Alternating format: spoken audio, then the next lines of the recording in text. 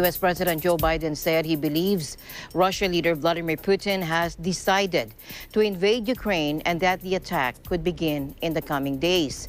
But with U.S. Secretary of State Antony Blinken scheduled to speak with Russian Foreign Minister Sergei Lavrov on Thursday, Biden said there's still time for negotiations to defuse the crisis. Here's President Biden. As of this moment, I'm convinced he's made the decision. We have reason to believe that. Look, we have reason to believe the Russian forces are planning to and intend to attack Ukraine in the coming week, in the coming days. We believe that they will target Ukraine's capital, Kyiv, a city of 2.8 million innocent people. So is diplomacy off the table then? No, until he does, diplomacy is always a possibility. Russia has a choice between war and all the suffering it will bring, or diplomacy that will make a future safer for everyone.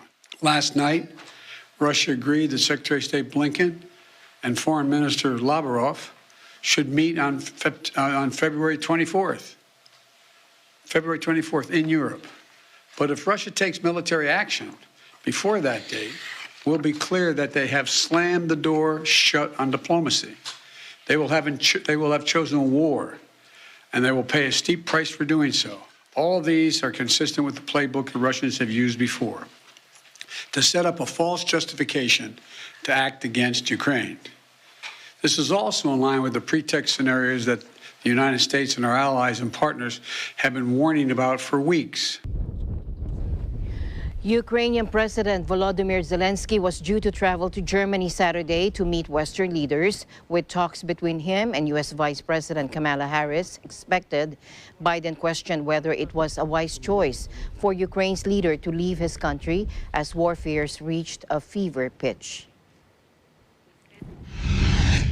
That's a judgment for him to make and a determination as to whether or not.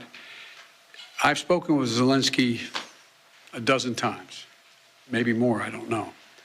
And it's in the pursuit of a diplomatic solution, it may not be it may be the wise choice, but it's his decision. The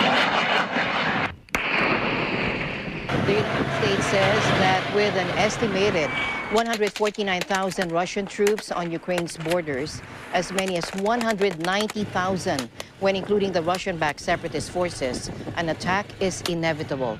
Compounding fears, Russia's defense ministry announced that President Putin would personally oversee previously scheduled drills involving missile launches on Saturday. And on the ground in Ukraine's disputed east, sporadic clashes fed a growing sense of dread. An AFP reporter near the front between Ukrainian government forces and the pro-Russian territory in the Lugansk region heard explosions and saw damaged civilian buildings on Kyiv's side of the line. And there are growing fears that only a spark, which Washington warns could be a deliberate false flag incident created by the Russians, might now be needed to set off the largest military confrontation in Europe since World War II. A U.S. defense official said that more than 40% of the troops surrounding Ukraine were now uncoiled in a position to go on the offensive.